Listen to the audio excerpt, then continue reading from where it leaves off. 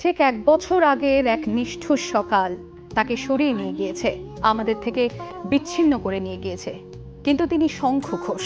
তার শরীর চলে গেলেও চেতনাটা যায় কোথায়? বাঙালি জীবনে আজও তিনি আছে, বিবেক হয়ে আছে।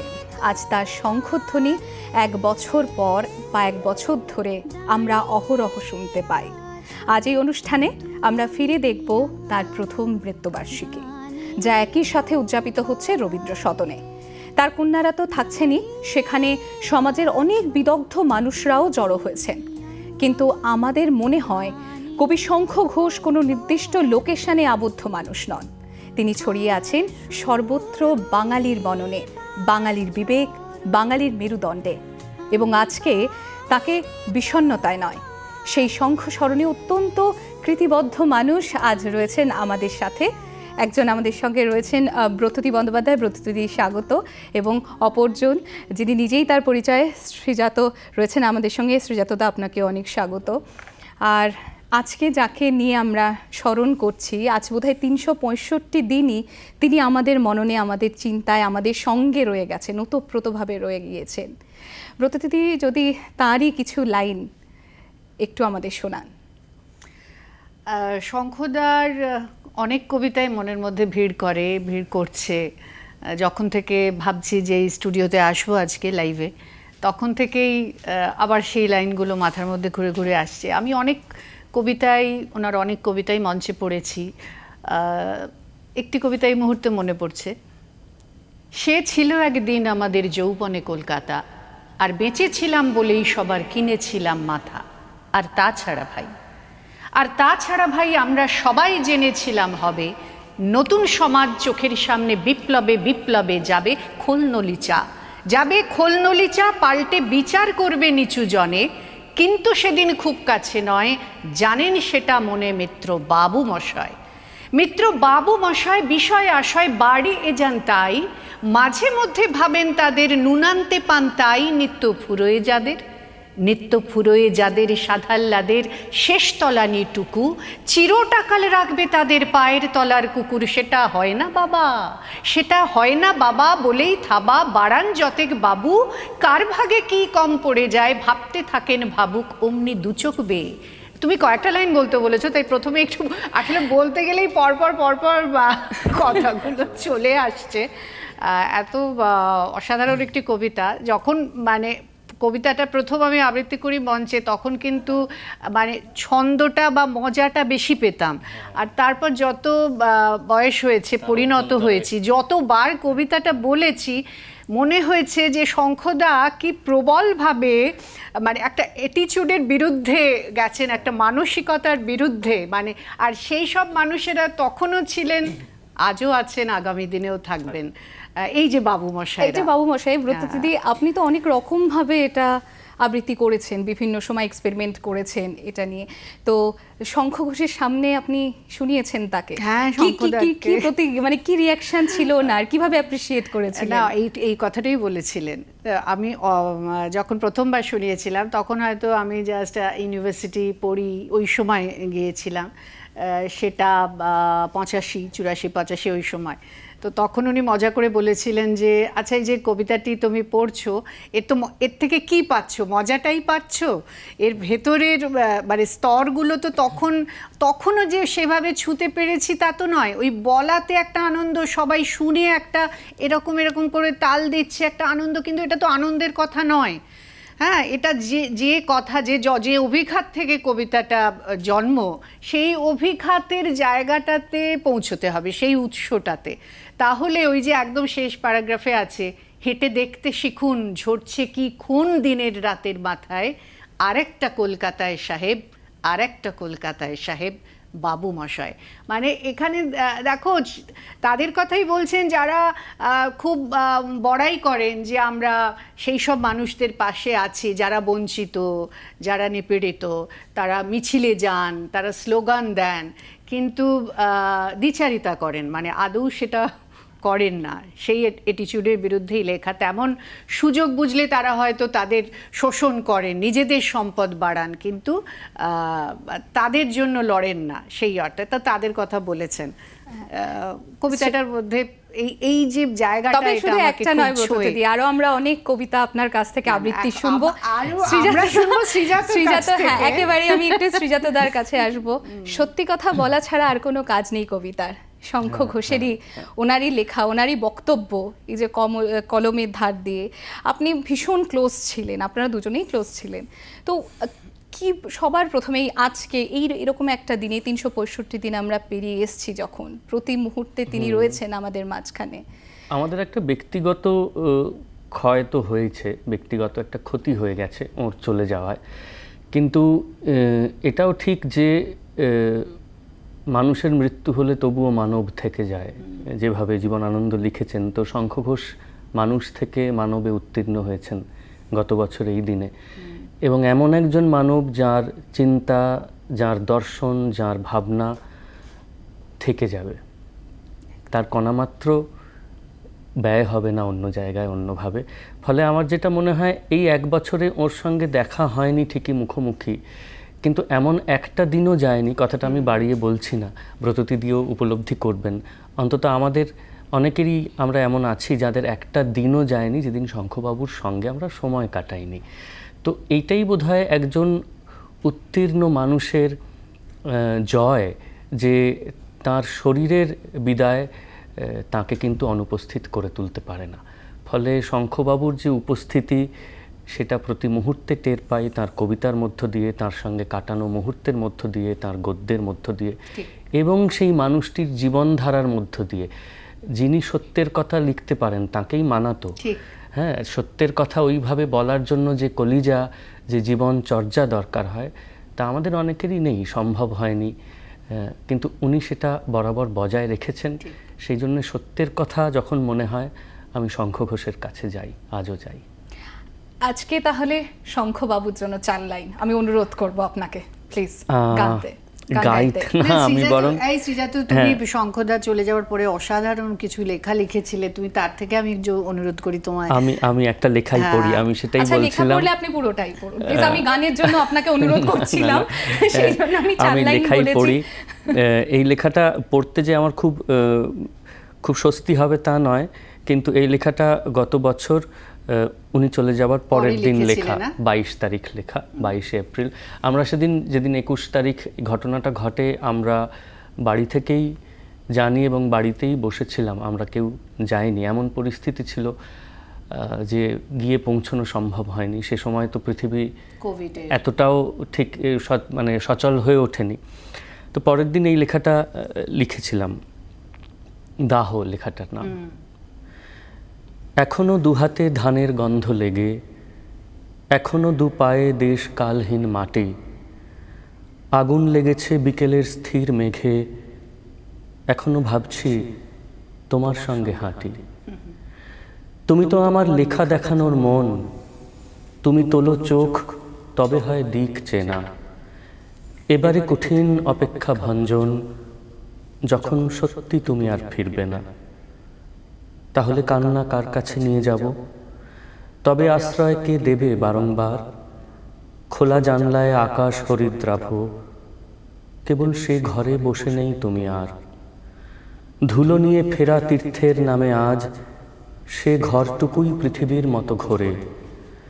দিন রাত্রির আলো ছায়া কারুকাজ আমাকে দেখায় কবিতার এ শহরে সন্ধ্যের গায়ে সূর্যাস্তের দাহ। রাত্রে উড়বে চিরকালীনের ছাই, তোমার না থাকা সেও এক অবগাহন। যেটুকু না পাওয়া তোমাকে সেটুকু পাই। এ কেমন ঘোর শান্ত ও বেসামাল, সে দ্বিধা কেবল ভেঙে দিতে পারে ঘুমে। যেন বা আমারই মৃত্যু হয়েছে কাল, দূর থেকে এসে শিয়রে বসেছ তুমি।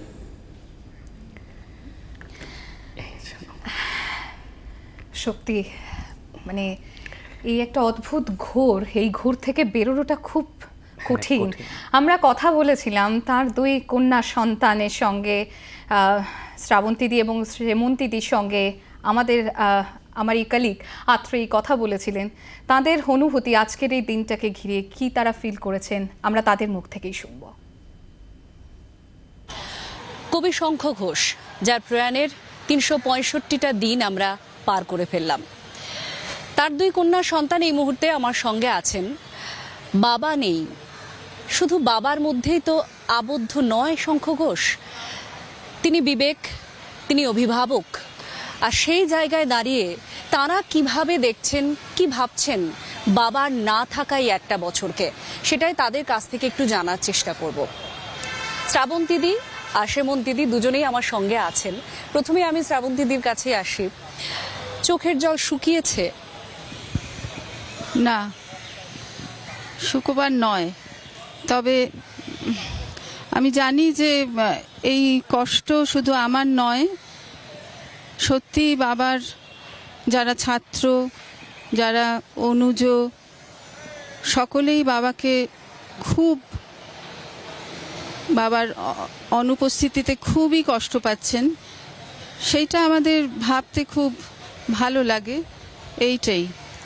কিন্তু আজকে 1 বছর পরে যখন আবার সেই দিনটা এলো, খুব অসহায় লাগছে, খুবই অসহায় লাগছে। আজ সকালবেলা ওই চোখের জল সামলাতে পারছিলাম না। আসলে ওই সময়টা এত ভয়ানক ছিল, সেই কথাটা বারবার মনে পড়ে যায়, তো কিছু করতে পারলাম না। চলে তো যেতেই হয় মানুষকে, কিন্তু ঠিক এইভাবে আমাদের বাবা হঠাৎ চলে যাবেন, সেটা এখনো খুব কষ্ট হয় ভাবতে। এইটাই সত্যি এ কষ্ট হয়তো সবাইকেই একদিন বইতে হয়, কিন্তু তবু এই চলে যাওয়াটা কবি শঙ্খ ঘোষের চলে যাওয়াটা, এটা সত্যি কি উনি চলে গেছেন, না আছেন, থাকবেন? এটা একটা ভালো প্রশ্ন করলে। আসলে আমার এই 1 বছরের প্রতিদিন যে কথাগুলো মনে হয়েছে, আমি 2টো কথা বলছি তার থেকে। একটা হচ্ছে যে বাবাকে যেভাবে পেয়েছি, একদিনও মনে হয় না এখন যে বাবা নেই। আমি, দিদি এবং আমাদের বাড়ির সবাই যে কোনো সময়, যে কোনো পরিস্থিতিতে এখনও বাবাকে একদম, বাবার উপস্থিতি প্রতিদিন টের পাই। বাবার সাথে যেন পরামর্শ করি, বাবার কাছে জানতে চাই। এই যে অনুভবটা, এটা বুঝিয়ে দেয় যে বাবা আসলে কতটা ভরে দিয়ে গেছেন আমাদের, মানে এত বেশি ওর উপস্থিতি আমাদের মধ্যে থেকে গেছে যে এখনও টের পাই। সত্যি মনে হয় না 1 বছর কেটেছে, সত্যি মনে হয় এই সেদিন, এই বাবা এখনই ফোন করবে কিংবা আমি এখনই যাব, অদ্ভুত একটা অনুভূতি হয়। আর দ্বিতীয় কথাটা হচ্ছে যে এই দিদি যেটা বললো যে এত মানুষ বাবার অনুপস্থিতির জন্য কষ্ট পাচ্ছেন। আমি একটা কথা বলি, আমি ছোটবেলা থেকে জানতাম যে বাবা খুব বড় মানুষ, কিন্তু আমি আস্তে আস্তে বুঝতে পেরেছি যে বড় মানুষ কথাটার কত রকম মানে হয়। বাবা চলে যাওয়ার পরে সেটা যেন আরও নতুন করে বুঝতে পেরেছি। এত ধরনের মানুষ বলেছেন যে তাদের পিতৃশোক হচ্ছে, এটাতে না আমাদের পিতৃশোক আমরা ভাগ করে নিতে পেরেছি। এবং সেটা শুধু কবি, লেখক, শিক্ষক, ছাত্র এরাই শুধু নন, যারা বাবাকে দেখেছেন, যারা নার্স করেছেন, যে মেয়েগুলি বাবার কাছে ছিল, যে গাড়ির চালক বাবার গাড়ি চালাতো, প্রত্যেকেরই যেন একদম এটা ব্যক্তিগত শোক। প্রত্যেকে বলেছেন উনি ছিলেন আমার বাবার মতো। এটা আমাদের অবাক লাগে ভাবতে যে আসলে বড় হওয়া, বড় মানুষ হওয়ার মানে কি এখনও বাবা আমাদের রোজ শিখিয়ে যাচ্ছে। এই ধরনের অভিজ্ঞতার মধ্য দিয়ে না আমরা সত্যিকারের মানুষ হওয়া কাকে বলে এখনো যেন রোজ শিখছি, এটাই আজকে মনে হচ্ছে। একটু বলছি এই সঙ্গে যে এই যে অনুষ্ঠানটা করছি, প্রতি পদে পদে মনে হচ্ছে বাবা দেখিয়ে দিচ্ছে যে এইটা করো, ওখানে বলতে হবে, এভাবে বলতে হয়, বা এটা করো না। এই কথাটা বাবা সবসময় সামনে দাঁড়িয়ে বলছেন, আছেন উনি আমাদের সঙ্গে সঙ্গেই আছে। যদি দেখা হয়ে যেত তাহলে নতুন করে কি বলার আছে বাবাকে যেটা বলা হয়নি? সে তো কত কথাই বলার আছে।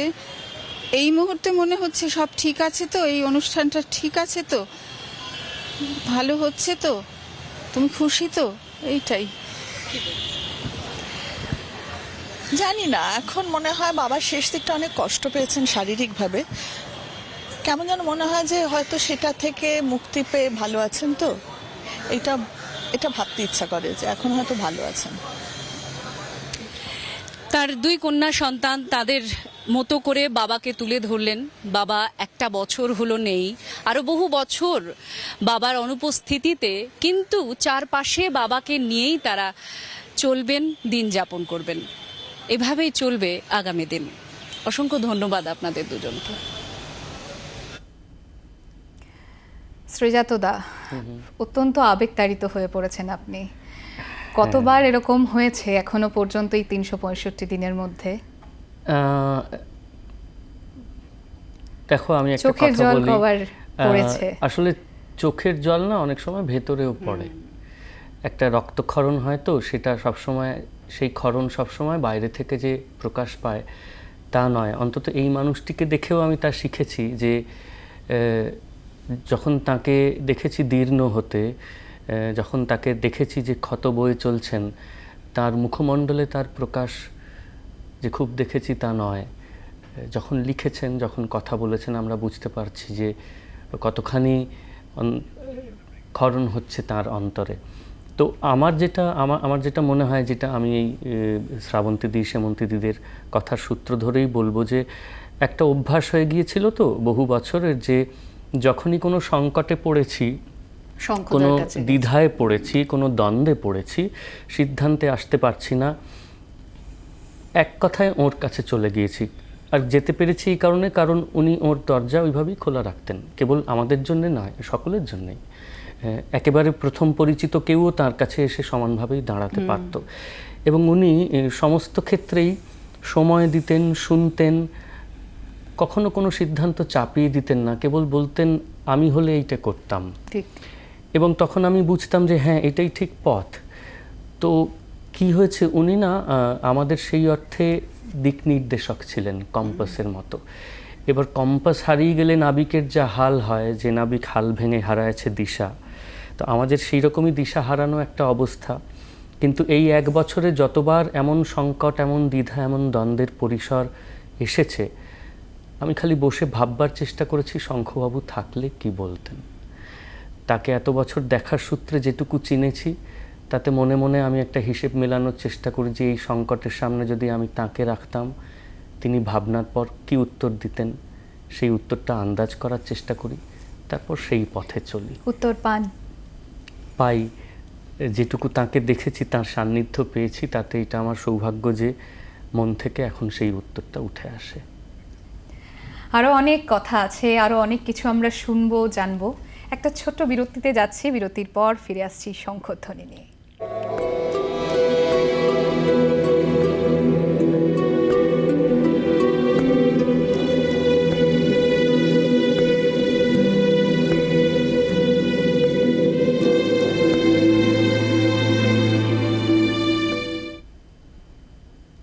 আমরা জি24 ঘণ্টায় তার স্মৃতিচারণা করছি, তাকে শ্রদ্ধাঞ্জলি দিচ্ছি। রবীন্দ্র সদনেও চলছে তারই স্মৃতিচারণা। তার দুই কন্যা আয়োজন করেছে সেই অনুষ্ঠানের। এখন জয় গোস্বামী, তারই মুখ থেকে আমরা 2 লাইন শুনে নেব। মনে হয় যেন খুব বেশি বলা হয়ে গেল এই কতদিনে।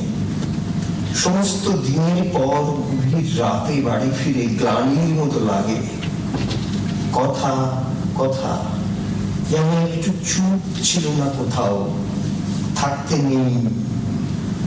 যে নীরবকে খুঁজতে বেরিয়েছিলেন, কোথায় সেসব মিলিয়ে গেল বাতাসে, যেন সেসব জানতে নেই কথা কখনো। আপনারা বুঝতে পেরেছেন যে এটি হলো নিঃশব্দের তর্জনী নামক প্রবন্ধের একটি অংশ। ব্রততিদি, একটা খুব সংকটের সময়ে বাবরের প্রার্থনা তার রচনা। এই আপনি যদি একটু বাবরের প্রার্থনা যদি আমাদের 2 লাইন যদি একটু আবৃত্তি করে শোনান। হ্যাঁ, যেটুকু মনে আছে একটু বলছি। তার আগে বলি যে প্রথম যখন বাবরের প্রার্থনা পড়ি না, অল্পই বয়স, আমিও বোধহয় তখন কলেজের শেষ 3rd ইয়ার এরকম হবে। তো খুব যে কবিতাটা প্রথমে ধরেই যে ছুঁতে পেরেছিলাম এটা বলতে পারি না, কিন্তু কোথায় যেন মনে হচ্ছে কবিতাটার সঙ্গে আরও থাকি, আরও পড়ে বোঝার চেষ্টা করি।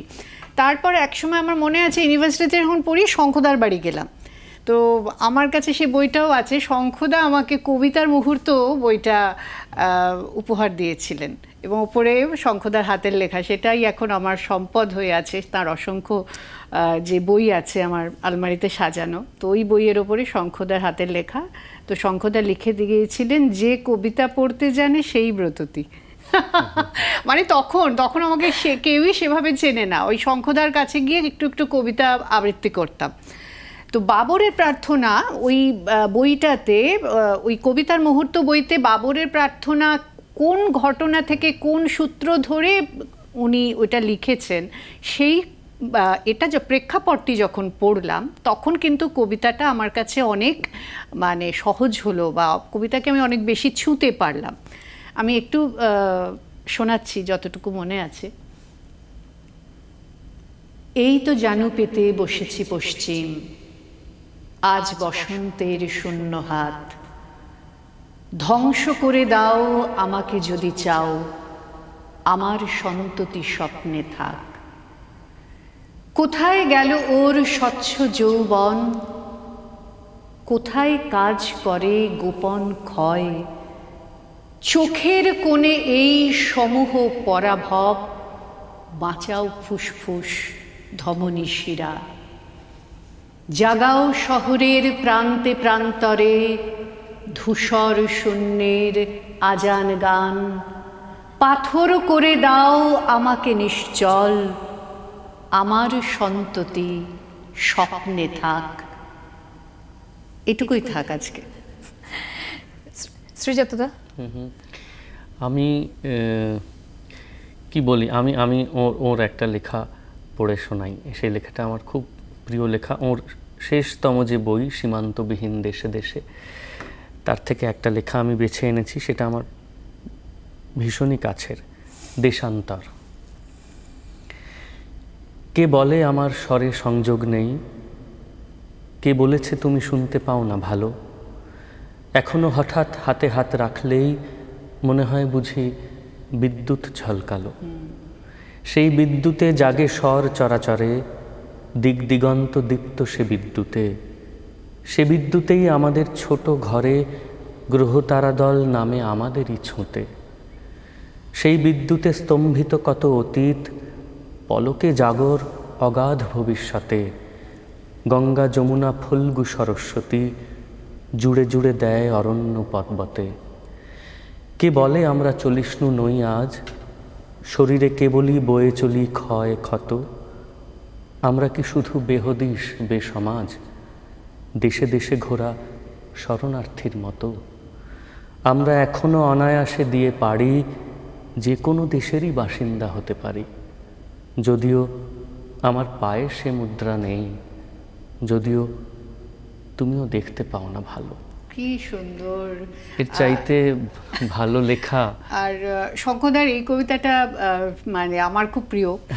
শ্রীজাত, এই কবিতাটা দুপুরে রুক্ষ গাছের পাতায় কোমলতাগুলো হারালে, তোমাকে বকবো ভীষণ বকবো আড়ালে। যখন যা চাই তখনই তা চাই, তা যদি না হবে তাহলে বাঁচাই মিথ্যে। আমার সকল আশায় নিয়মেরা যদি নিয়ম শাসায়, দগ্ধ হাওয়ার কৃপণ আঙুলে, তাহলে শুকনো জীবনের মূলে বিশ্বাস নেই, সে জীবনে ছাই। মেঘের কোমল করুণ দুপুর, সূর্যে আঙুল বাড়ালে, তোমাকে বকবো ভীষণ বকবো আড়ালে। মানে ছন্দ নিয়ে কি চমৎকার, মানে খেলা, কত রকম ভাবে ছন্দের ব্যবহার, অথচ দেখো অর্থটা কত সহজভাবে পৌঁছে যাচ্ছে। এবং আমার কি মনে হয় ব্রততিদি, আমি সম্প্রীতিকেও বলছি যে এটা একটা হয়তো জরুরি কাজই হয়েছে, যেহেতু শঙ্খবাবুকে সমাজের সমস্ত সংকটে আমরা পেয়েছি, তার কবিতাকে পেয়েছি, কখনো তাকে সশরীরে পেয়েছি, কখনো তার কবিতাকে পেয়েছি, আজও পাই প্রতিবাদে ঋজু হয়ে দাঁড়াতে। হয়তো সেই কারণে আমরা মাঝে মধ্যে একটু বিস্মৃত হই যে শঙ্খ ঘোষ প্রেমেরও কত বড় কবি। হ্যাঁ, শঙ্খ ঘোষের ভালোবাসার কাব্য, প্রেমের কবিতা, তার কোনো তুলনা নেই। হয়তো কখনো কখনো তারা এই প্রতিবাদের প্রাচীরের আড়ালে একটু মুখ লুকোয়, ঠিক। কিন্তু আমার খুব প্রিয় শঙ্খ ঘোষের খুব। প্রেমের কবিতা। আরেকটি কথা, মানে সেটা খুব শকিং, কিছুদিন আগে হোয়াটসঅ্যাপে আমার একটা কবিতা, মানে আমার বলা একটি কবিতা আমার কাছে এলো, শঙ্খদার লেখা, সকলেরই খুব পছন্দের কবিতা এবং প্রিয় কবিতা। একসময় এই কবিতা তো একটা বিপ্লব এনে দিয়েছিল, সেটি সিঙ্গুর নন্দীগ্রামের ঘটনার পরিপ্রেক্ষিতে 2006 যখন সেই শুরু হলো আন্দোলন, 2007 লিখলেন শঙ্খদা একটি আমাদের দৈনিকে সবিনয় নিবেদন। আমি তো আমার শপথ রেখেছি অক্ষরে অক্ষরে, যারা প্রতিবাদী তাদের জীবন দিয়েছি নরক করে, দাপিয়ে বেড়াবে আমাদের দল অন্যে কবে না কথা, বজ্র কঠিন রাজ্য শাসনে সেটাই স্বাভাবিকতা। একটা ঐতিহাসিক ঘটনা, একটা যে ঘটনা, একটা রাজনৈতিক ঘটনা, সেটার পরিপ্রেক্ষিতে লেখা, এবং সেই সময় কলকাতা সমস্ত বুদ্ধিজীবীরা পথে নেমেছিলেন সেই ঘটনার প্রতিবাদে। তো এই সময় আবার দেখছি একটি বিশেষ রাজনৈতিক দল, এটা যেহেতু একটা নিউজ চ্যানেল সেহেতু ভাবলাম এটা বলি, সেটা তাদের ভোট প্রচারের স্বার্থে আমার তখনকার একটা রেকর্ডিং কেটে এখানে লাগিয়ে একটা ভুল তথ্য সেখানে প্রচার করছে। এই ধরনের কাজগুলো এখন চলছে। তার একটা দিক আছে যে দেখো শঙ্খদার দিদি, শ্রীজাতদা, আমি একটু অনুমতি নিয়ে আমরা একটু রবীন্দ্র সদনে চলে যাব। সেখানে শঙ্খবাবুর স্মরণ অনুষ্ঠান চলছে এবং সেখানে শঙ্খবাবুরই এক ছাত্র এবং অধ্যাপক অভিক মজুমদার, তার এক্সিবিশন আমরা একটু দেখে নেব। আমার সঙ্গে রয়েছেন প্রফেসর অভিক মজুমদার, তার ছাত্রও বটে এবং তিনি নিজেও অধ্যাপনার সঙ্গে জড়িত। তার সঙ্গে তার মাস্টারমশাইয়ের কথাও শুনবো, এবং এই যে একটা বছর শঙ্খ ঘোষ নেই, মাস্টারমশাই নেই, এতে বাঙালি কি হারালো, বাংলা সাহিত্য কি হারালো, এই বিষয়টাও তার সঙ্গে আমরা এই প্রদর্শনী দেখতে দেখতেই জানবো আর শুনবো। প্রথমে দেখি অভিকবাবু, আপনাকে স্বাগত জানাই জি 24 ঘন্টার এই বিশেষ অনুষ্ঠানে। আপনাদের এই একটা বড় কর্মযোগ্যই বলা যায়, এত বড় বিশাল মাপের একজন মানুষকে নিয়ে আপনারা এক বছরের তার প্রয়াণ দিবসে এই উদ্যোগ নিয়েছেন। তো এই উদ্যোগের একেবারে সূচনাটা খুব সংক্ষিপ্তভাবে জানবো। দেখুন, স্যার নেই এক বছর হলো, এটা একটা ভয়াবহ শূন্যতা। এই শূন্যতার মধ্যে আমরা সবাই খুব কষ্টে ছিলাম। স্যার যখন চলে গেছেন তখন অতিমারির সময়, ফলে আমরা যেভাবে সেদিন স্যারকে নিয়ে গাড়ি করে নিয়ে গেছি, দাহ কাজ হয়েছে, এই সবগুলোই কেমন একটা ভয়াবহ বিষাদের বিষয়। কিন্তু স্যারকে সবসময় মনে হয় যে স্যারের ছায়া এবং স্যারের সান্নিধ্য আমাদের প্রত্যেকের জীবনে একটা খুব বড় আশ্রয়। স্যার নেই মানে যে কোনো রকমের সংকটে, সেটা সাহিত্যিক সংকট হোক, লেখালেখির সংকট হোক, ব্যক্তিগত সংকট হোক, আমাদের মাস্টারমশাই কিন্তু শুধুমাত্র শ্রেণীকক্ষে বা পড়ানোর মধ্যে আটকে ছিলেন না। আমাদের প্রত্যেকের জীবনে ব্যক্তিগত ক্ষেত্রে তার মানবিক ছায়া, মানুষ হিসেবে এত বড় ছিলেন, আমরা যে কোনো সমস্যায় তার সঙ্গে গিয়ে কথা বলতে পারতাম। স্যারের না থাকাটা, তার অনুপস্থিতি, এটা কি তাৎপর্য বঙ্গজীবনে, বাংলা সাহিত্যে? বহু ধরনের সমস্যা। একটা হলো যে তার লেখালেখির মধ্যে দিয়ে তিনি কবিতায় একদিকে আমাদের নতুন নতুন কবিতার আঙ্গিক শুধু নয়, কবিতার বিষয় কত রকম হতে পারে, এবং সামাজিক ক্ষেত্রে নানা সময়ে শঙ্খ ঘোষের কবিতা আমাদের পথ দেখিয়েছে, আমাদের আলো দেখিয়েছে। কেননা তার কবিতা শুধুমাত্র ব্যক্তি অনুভব নিয়েই মগ্ন থাকে না, তার কবিতা সামাজিক সংকটের সময় একটা গুরুত্বপূর্ণ স্বর নিয়ে আসে। এই স্বরটা কি আপনার মনে হয় আজকে খুব প্রয়োজন? খুব প্রয়োজন। আমার মনে হয় যে সামাজিক যে সংকটগুলোর মোকাবিলা সারা বিশ্বজুড়ে আমরা করছি, সেই সামাজিক সংকটে একজন কবির, আমরা রবীন্দ্রনাথকে দেখেছি যে সামাজিক সংকটে কীরমভাবে কবি তার প্রতিক্রিয়া দেন কবিতায়, এবং সেগুলোকে কবিতা করে তোলাও খুব জরুরি। কেননা অনেক সময় এই ধরনের কবিতা এক ধরনের চিৎকার বা স্লোগানে পরিণত হয়। কিন্তু শঙ্খ ঘোষ আমাদের শিখিয়েছেন যে শিল্প বোধকে জাগ্রত রেখে কিভাবে প্রতিরোধ প্রতিবাদ তৈরি করতে হয়, সেই প্রতিবাদী স্বরটা খুব গুরুত্বপূর্ণ। সম্প্রদায়ের সামাজিক মেলামেশার তেমন কোনো ব্যাপক সুযোগ কি আমাদের সামনে প্রস্তুত হয়ে আছে? নাও থাকতে পারে তা। যদি না থাকে, নতুন শতাব্দীর মানুষকে নতুনভাবে গড়ে তুলতে হবে তার আয়োজন। সেই আয়োজন যেখানে ধার্মিক মানুষ আর ধর্মনিরপেক্ষ মানুষ একই সঙ্গে বসতে পারেন পাশাপাশি, যেখানে এক সম্প্রদায়ের মানুষ আর অন্য সম্প্রদায়ের মানুষ শুধু মানুষ পরিচয়েই মেলাতে পারেন হাত, যেখানে একের আনন্দ, একের উৎসব সঞ্চারিত হয়ে যেতে পারে অন্যেরও আনন্দে, অন্যেরও উৎসবে। এই বলে এখানেই আমরাও শেষ করি। অনেক ধন্যবাদ অভিবাবু আমাদের সঙ্গে সময় দেওয়ার জন্য।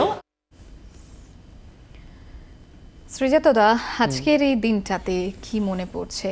আপনি অনেক ঘনিষ্ঠ ছিলেন শঙ্খ ঘোষেরও, সুনীল গঙ্গোপাধ্যায়েরও, দুজনেই চলে গিয়েছিলেন, এবং কি ধরনের মানে অনুভূতি তো কখনোই ভালো হয় না চলে যাওয়ার অনুভূতি, কিন্তু তবুও কি রকম লেগেছিল? দুজনেই খালি করে দিয়ে গেছেন, মানে দুজনে তো দু রকমের অভিভাবক, দুজনের কাছ থেকেই জীবনের বহু সম্পদ আহরণ করেছি, আজও করে চলেছি তাদের লেখা, তাদের দেখিয়ে যাওয়া পথ থেকে। এবং দুই ক্ষেত্রেই আমি সেই অর্থে বলবো সর্বশান্ত হয়েছি দুজনের চলে যাওয়াতেই। তবে শঙ্খবাবুর ক্ষেত্রে মনে পড়ে যে ছোট ছোট স্মৃতি, একটা দুটো ঘটনা যদি বলি, তাতে রবিবারের আড্ডা তো বটেই, এবং তার বাইরের মানুষটাকেও একটু চিনতে পারা দরকার। তার যেমন তার একটা পরিচিতি যে তিনি খুব স্থির মানুষ, তিনি খুব ধৈর্যপ্রবণ, তিনি খুব গম্ভীর, তার আড়ালে একজন ভীষণ স্নেহপ্রবণ, প্রশ্রয়প্রবণ মানুষ ছিলেন, যার কাছে কিন্তু সহজে পৌঁছানো যেত। আমার মনে আছে বছর 5-6 আগে কোনো একটা অনুষ্ঠানে কোনো একটা নাটক দেখতে গিয়ে শঙ্খবাবু প্রতিমাদির সঙ্গে দেখা, পাশেই রীনাদি কল্যাণদা আছেন। তো সচরাচর এরকম একটা জোট হয় না। তখন হঠাৎ রীনাদি বললেন, আচ্ছা একটা শ্রীজাত একটা আড্ডার ব্যবস্থা কর না রে আমাদের সকলকে নিয়ে। তো দেখা গেল যে সব মিলিয়ে ওরাও সকলেই ব্যস্ত মানুষ। যে দিনটা পড়ছে সেই দিনটা আমার আর আমার স্ত্রী দুর্বার বিয়ের তারিখ। তো সেই দিনটায় আমরা কোথাও একটু যাইটাই। তো আমি খুব সংকোচে শঙ্খবাবুকে ফোন করে বললাম যে সবই তো ঠিক, অমুক তারিখ পড়ছে। তো উনি বললেন, তাহলে কি অসুবিধে? আমি বললাম, অসুবিধে কিছুই না, তা আমাদের বিয়ের তারিখ, আমরা তো একটু খাওয়া দাওয়া করতে যাই, তা অন্য কোনো তারিখ কি? তো উনি আমায় থামিয়ে দিয়ে বললেন, সেই খাওয়া দাওয়াটা যদি আমাদের বাড়িতে হয় খুব কি খারাপ হবে? তো যেভাবে উনি কথা বলতেন, আমি বললাম, না খারাপ কেন হবে, মানে এর চাইতে ভালো কি হবে? তো সেই দিন সন্ধেবেলা কল্যাণদা, রীনাদি, আমি, দুর্বা, শঙ্খবাবু, প্রতিমাদি একটা তুমুল আড্ডা হলো, এলাহি আয়োজন। ওরা দুজন বসে আমাদের খাওয়ালেন, এবং আমি পরে শুনলাম যে আমাদের বিয়ের তারিখ বলে শঙ্খবাবু বাজার থেকে শুরু করে মিষ্টি কেনা অবধি নিজে হাতে করেছিলেন। সেই 80 পেরোনো মানুষ, এই স্নেহ, এই আত্মীয়তা, এটাও মনে রাখবার মতো। কেবল যে তার প্রতিরোধ, তার প্রতিবাদ, তার কথা বলে ওঠা, এটাই মনে রাখবার মতো তাও নয়। এই যে ঘরোয়া ঘেরাটোপে মানুষকে কাছে টেনে নেওয়ার একটা ক্ষমতা, পারদর্শিতা, এটা খুব বিরল। এটা আজকের মানুষের মধ্যে প্রায় নেই। শঙ্খবাবু সেটা আমাদের শিখিয়ে গেছেন। ব্রততিথি এরকম? হ্যাঁ, এই যেহেতু শ্রীজাত এই ঘটনাটার কথা বললো এবং এমন কিছু মানুষের কথা বললো যারা সকলেই আমারও খুব পরিচিত, আমার মনে পড়ছে শ্রীজাত বোধহয় কোয়েস্ট মলেই ওই যে ছবি দেখার যে হলটা আছে, ওখানে সুমনের, মানে আমাদের লালের ডিরেকশনে শেষের কবিতা, ওখানে বোধহয় প্রিমিয়ার বা এরকম একটা শো হলো। তো সেটা রীনাদি, কল্যাণদা আর শঙ্খদা এসছেন, আর শঙ্খদার একদম পাশে বসে শেষের কবিতা দেখা। হ্যাঁ, তো যখনই একটু বিরতি হচ্ছে, শঙ্খদা অমিত বা লাবণ্য নিয়ে শঙ্খদার কথা শোনা, এটা তো একটা বিরাট প্রাপ্তি ছিল আমার কাছে। তো ও বললো বলে আমার সেই দিনটার কথা খুব মনে পড়ে গেল। আর একটা হচ্ছে, যেটা দেখো, যখন আমি শঙ্খদার কাছে গেছি আজকের জায়গায়, তখন তো আমি নই, অনেক ছোটোবেলায় আমি শঙ্খদার কাছে গেছি। আমার প্রথম অ্যালবাম, জীবনের প্রথম অ্যালবাম, রবীন্দ্র কবিতার অ্যালবাম, শতবর্ষ পরে। তো শঙ্খদার কাছে গেছি সাহস করেই, যে আপনি একটু কবিতাগুলো বেছে দেবেন আমাকে, আমি কোন কোন কবিতা বলবো।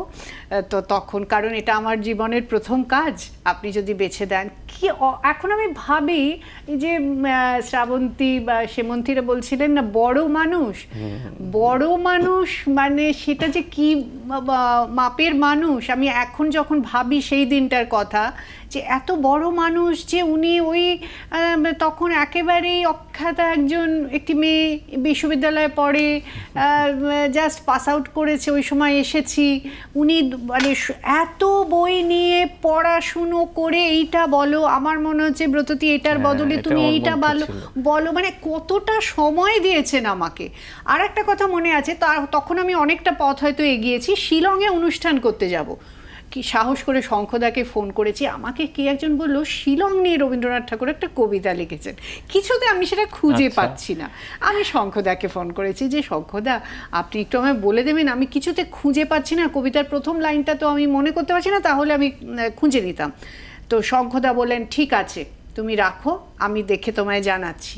আমি তারপর ভেবেছি হয়তো অত ব্যস্ততার মধ্যে ভুলে যাবেন, ঠিক ফোন করেছেন 2 দিন বাদে, তুমি আমাকে, আমি তো ভাবতেই পারছি না, দেখছি শঙ্খদা, আমি বলছি তুমি আমাকে বলেছিলে শিলংয়ে যাবে, শিলংয়ের ওপরে কবিতা, রবীন্দ্র এই কবিতার এইটা ফার্স্ট, এইটা 9 লাইন, তুমি এই কবিতাটি, হ্যাঁ এটা তাহলে তো তুমি তো মুখস্থ করে নেবে 2 দিন বাদে। আচ্ছা ব্রততী, আজকের এই দিনটাতে কোন রবীন্দ্রসঙ্গীত উৎসর্গ করতে চান শঙ্খবাবুকে? গিয়ে শোনাতে হবে, শোনাতে হবে না, এটা গান গাইতে জানি না, এটা জানে শ্রীজাত কোন রবীন্দ্রসঙ্গীত উৎসর্গ করতে চান? এই মুহূর্তে যে গানটার কথা মনে পড়ছে সেটা হয়তো আমি জানি না, অন্য পরিপ্রেক্ষিতে অন্য অনেকে এই গানটার কথা বলবেন, আমার মনে পড়ছে ওই গানটা, আমি এই গানটা আজকে উৎসর্গ করতে চাই। চোখের আলোয় দেখেছিলেম চোখের বাহিরে, অন্তরে আজ দেখব যখন আলোক নাহিরে। শ্রীজাতদা, আমি অন্য একটা কথা বলি, আমার একটা জিনিস মনে পড়ে গেল। রবীন্দ্রসঙ্গীত মনে পড়ছে না, কথা অবশ্যই শুনবো আমরা একটু। কোন রবীন্দ্রসঙ্গীত আজকের দিনে, কারণ ওনার জন্মদিনে, শঙ্খবাবুর জন্মদিনে আপনি গান গাইতেন, সেটা মানে সেই স্মৃতি মনে নেই, সে নিশ্চয়ই ওর পক্ষে খুবই এই দিনটা, আজকের এই দিনটা খারাপ, মানে অবশ্যই একটা ভেবে বলি যে কোন রবীন্দ্রনাথের গান। তুমি তো কত জনের কত অনুরোধ রাখো, তুমি আমাদের একটা অনুরোধ রাখো, তুমি 2 লাইন আমাদের গেয়ে শোনাও। একটা ঘটনার কথা বলি, একদম, আর উনি খুব ভালো গান গাইতেন বলেই ওই বিশেষ দিনটাকে আরো বিশেষ করতেন। শ্রীজাতদা, আমি দুটো ছোট্ট ঘটনা বলি, 1 মিনিট সময় নেব, কারণ আমার মনে হয় মানুষটাকে একটু ছুঁয়ে যাওয়া দরকার। যেটা ব্রততী বললেন, এই যে কত পাণ্ডুলিপি কত মানুষের দেখে দিয়েছেন, এটার কোনো মানে লেখাজোখাই নেই, মানে আমারও বহু পাণ্ডুলিপি দেখে দিয়েছেন, এবং কখনো না বলতেন না যে এই লাইনটা ঠিক নেই, উনি বলতেন আচ্ছা ভেবে দেখো তো এই লাইনটা কি ঠিক এইভাবে লেখা যেতে পারে, তাহলে কি আরেকটু, এই যে উনি বলছেন মানেই তো আমাদের কাছে সেটা আদেশের মতো, কিন্তু এমনভাবে বলতেন যেন উনি আমার সমান আসনে বসে আছেন। এবং আমারও একই স্মৃতি, আমি একবার বাড়িতে গিয়ে ওকে বলেছিলাম যে আপনার কাছে একটু রক্তকরবী বুঝতে চাই, হ্যাঁ আমি তো যাদবপুরে পড়বার সুযোগ পাইনি, আপনি আমাকে বুঝিয়ে দেবেন। উনি তখন বললেন আমি ঠিক বোঝাতে পারবো কিনা জানি না, তবে তুমি আমি মিলে কোথাও একটা পৌঁছতে পারি। এইবারে আমি বেরিয়ে এসেছি ওর বাড়ি থেকে, তারপরে না 20 দিন কেটে গেছে, আমার দেশের বাইরে একটা কাজে যাওয়ার কথা, আমার আর যাওয়া হয়নি। উনি ফোন করেছেন একদিন, হ্যাঁ বলুন, তুমি যে রক্তকরবী নিয়ে বসবে বলেছিলে, আমি ভাবছি যে এই মানুষটি এত ব্যস্ততার মধ্যে, এত কাজের মধ্যে আমার ওই আর্জিটুকু মনে রেখেছেন, এবং পরে আমি বিদেশ থেকে ফিরে ওর সঙ্গে একটু সময় কাটাতে পেরেছিলাম, রক্তকরবী নিয়ে আমার সৌভাগ্য। শ্রীজাতদা, আপনি অসাধারণ গান গান, আর আজকে শঙ্খবাবুর আজকে মৃত্যুবার্ষিকী হলেও আপনাকে আজকে গান গাইতেই হবে। আমার মনে হয় আমি ঠিক গান গাওয়ার মতো পরিস্থিতিতে নেই। আমি একটা গানের কথা বলি, যে গানটা আমি যদি উৎসর্গ করতে বলো সেটাই আমার মনে হয় ঠিক হবে। এখানে যদি একজন সেই অর্থে গায়ক আসতেন, তাকে মানাতো, আমি ঠিক এই এত মানুষের সামনে গান গাইতে অভ্যস্ত নই। তা আমি বলি, আমার মনে হয় আজি যে রজনী যায় ফিরাইব তাই কেমনে, এই গানটা রবীন্দ্রনাথের তৈরি, আমার একটা অসম্ভব প্রিয় গান। এবং আমার মনে হয় এই যে দিন যে রাত চলে যায় তাকে তো আর ফিরিয়ে আনা যায় না, যে মানুষ চলে গেছেন তাকেও আমরা ফেরাতে পারবো না, কিন্তু শঙ্খবাবু, শঙ্খ ঘোষ আমাদের মধ্যে থাকবেন সবভাবে। কিন্তু আমার মনে হয় শ্রীজাত, আমি না অন্যভাবে ভাবি এখন, তুমি যেমন বললে সুনীলদা যখন চলে গেলেন আমার খুব কষ্ট হয়েছিল, শঙ্খদা যখন চলে গেলেন খুব কষ্ট হয়েছিল, কিন্তু বিশ্বাস করো তোমারও হয়তো হয়, এই বইয়ের আলমারিতে যখন থাকে শঙ্খদার সব বইগুলো দেখি বা সুনীলদার বইগুলো দেখি, পাতা উল্টাই, আজ এই মঞ্চ বা কাল ওই মঞ্চে তাদের কবিতা পড়ি, আমার তখন মানে আমি প্রতিদিন নতুন করে পাই, প্রতিদিন আমি নতুন করে পাই, সুনীলদাকেও পাই, শঙ্খদাকেও পাই, সত্যি একবারও মনে হয় না, এমনকি মনে হয় না যে রবীন্দ্রনাথ ঠাকুরও নেই, এটা মনে হয় না। কেননা আমি বা আমরা অনেকে তাদেরকে নিয়েই থাকি। স্মৃতি রোমন্থন চলতেই থাকবে। ব্রততিদি, শ্রীজাতদা, সত্যি মানে অফুরন্ত স্মৃতি। আর এখানেই আমাদের সময় একেবারেই শেষ, আমাদের এখানেই শেষ করতে হচ্ছে। শ্রীজাতদা এবং ব্রততিদি, অনেক ধন্যবাদ। ধন্যবাদ।